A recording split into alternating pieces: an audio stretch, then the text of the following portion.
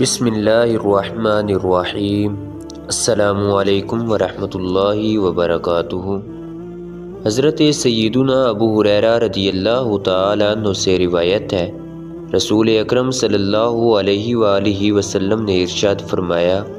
کوئی پڑوسی اپنے پڑوسی کو اپنی دیوار میں لکڑی گاڑنے سے منع نہ کرے۔ پھر حضرت سیدنا ابو ہریرہ رضی اللہ تعالیٰ عنہ فرماتے ہیں، کیا بات ہے کہ میں تمہیں اس حکم سے اعراض کرتے ہوئے دیکھ رہا ہوں۔ اللہ عز و جل کی قسم، میں اس حدیث کو تمہارے کاندھوں کے درمیان رکھ دوں گا، یعنی تمہارے سامنے اعلانیہ بیان کرتا رہوں گا۔ پڑوسی کی دیوار پر لکڑی رکھنے کا شرعی حکم۔ اس حدیث پاک کا معنی یہ ہے کہ جب ایک پڑوسی کو دوسرے پڑوسی کے گھر کی دیوار پر لکڑی رکھنے کی حاجت ہو اور دوسرے کا اس میں کوئی نقصان نہ ہو تو یہ اسے لکڑی رکھنے سے منع نہ کرے۔ حضرت سیدنا امام اعظم ابو حنیفہ رضی اللہ تعالیٰ عنہ کے نزدیک اس حدیث پاک میں دیے گئے حکم پر عمل کرنا مستحب ہے، واجب نہیں۔ دیکھا جائے تو فی زمانہ صورتحال کچھ اس طرح ہے کہ پڑوسی دوسرے کی دیوار پر گارڈر وغیرہ رکھ کے یا اپنے گھر کی چھت کا کچھ حصہ دوسرے کی دیوار پر ڈال کر اس کی ملکیت کے دعوے دار بن جاتے ہیں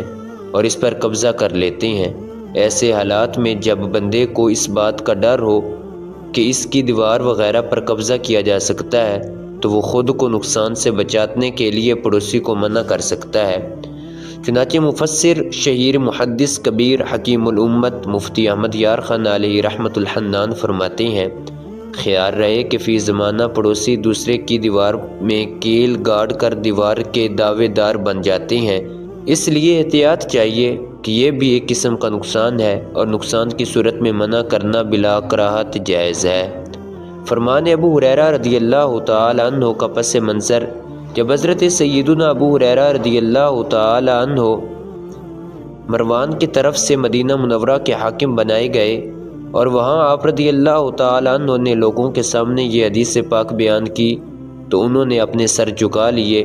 اس پر آپ رضی اللہ تعالی عنہ نے مبالغے کے طور پر فرمایا، کیا بات ہے کہ میں تمہیں اس سے یعنی اس قول یا سنت سے اعراض کرتے ہوئے دیکھ رہا ہوں۔ اللہ عز و جل کی قسم،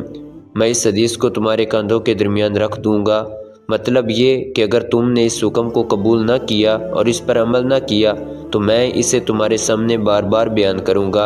اگرچہ تم اسے ناپسند کرو۔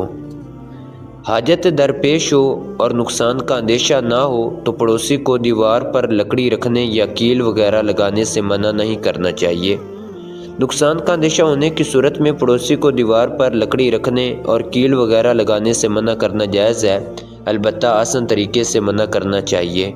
صحابہ اکرام رضی اللہ تعالی عنہم خود بھی سنت پر عمل کرنے کے حریص ہوتے تھے اور دوسروں کو بھی سنتوں پر عمل کرنے کی ترغیب دیتے تھے۔ اللہ عز و جل سے دعا ہے کہ وہ ہمیں اپنے پڑوسیوں کے ساتھ تعاون کرنے کی توفیق عطا فرمائے۔ حضرت سیدنا ابو ہریرہ رضی اللہ تعالی عنہ سے روایت ہے کہ نبی کریم صلی اللہ علیہ وآلہ وسلم نے ارشاد فرمایا،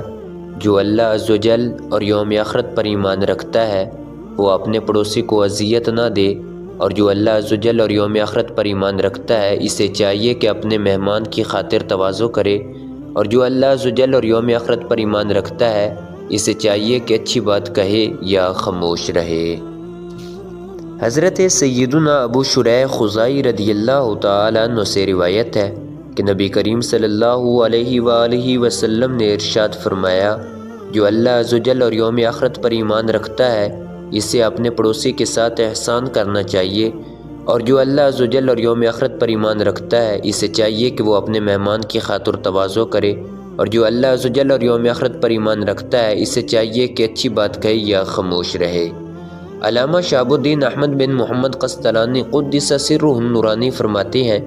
جو شخص اس اللہ عز و جل پر کامل ایمان رکھتا ہے جس نے اسے پیدا کیا اور اس آخری دن پر کامل ایمان رکھتا ہے جس کی طرف اس کو لوٹنا ہے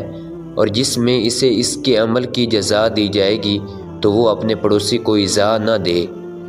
مفسر شہیر محدث کبیر حکیم الامت مفتی احمد یار خان علیہ رحمۃ الحنان پڑوسی کو اذیت دینے کا مطلب بیان کرتے ہوئے فرماتے ہیں، یعنی اس کو تکلیف دینے کے لیے کوئی کام نہ کرے۔